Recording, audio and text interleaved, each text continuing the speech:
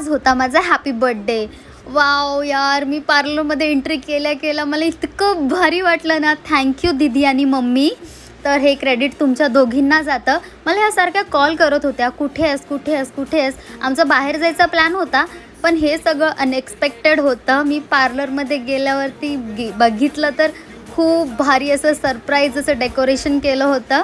आणि त्याच्यानंतर मम्मीने मला औक्षण केलं, खूप छान असं ओवाळलं, खूप सारे आशीर्वाद दिले आणि गोड गोड खाऊ घातलं. Mummy thank you so much. तुझे आशीर्वाद सदैव असेच माझ्याबरोबर राहू दे. आणि असं म्हणतात मोठी बहीण ही आईप्रमाणेच असते आणि तिनेही माझं सुंदर असं औक्षण केलं आणि त्याच्यानंतर मला तिनेही खूप सारे आशीर्वाद दिले. मग काय आमचं झालं डान्स सुरू. डान्सला तर काय आम्ही ऐकणारच नाही. ए नाचो. त्याच्यानंतर आम्ही कापला केक इतका जबरदस्त होता ना, टेस्टला कमाल. आणि केकचं क्रेडिट जातं पूर्णपणे दीदीला, कारण हा दीदीने चॉईस करून केक आणला होता, एकदम जबरदस्त.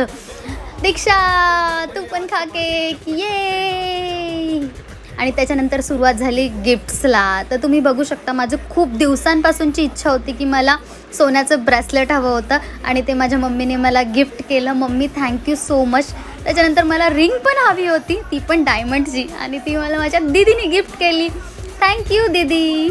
आणि गिफ्टची सुरुवात तर आताच झाली. तुम्ही बघू शकता इथे एक गिफ्ट ओपन केलं आहे मी आता.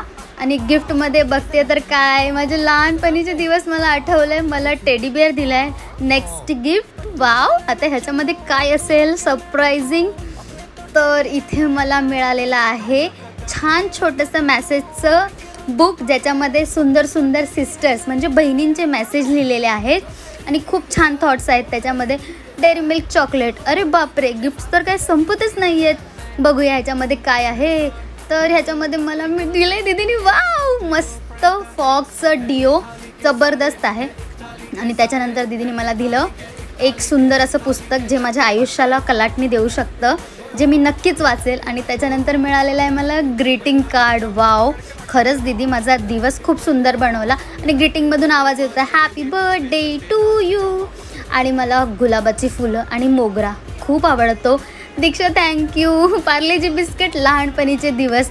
आणि त्याच्यानंतर आम्ही दुपारी गेलो जेवायला गेलो होतो आम्ही चेंबूरमध्ये ग्रँड सेंट्रल हॉटेलमध्ये. गणपती बाप्पा बसलेले आहेत सगळ्यांच्या घरामध्ये आणि गणपतीचे 11 दिवस आम्ही नॉनव्हेज खात नाही, तर आम्हाला व्हेजच फूड खायला लागलं. त्याच्यानंतर ओ माय गॉड, नंतर दिवसाचा एंड होता माझ्या नवऱ्याने माझ्यासाठी केक बुक केला फायनली रात्री 12 वाजायच्या आधी. आणि इथे माझा दिवसाचा एंड झाला. थँक्यू.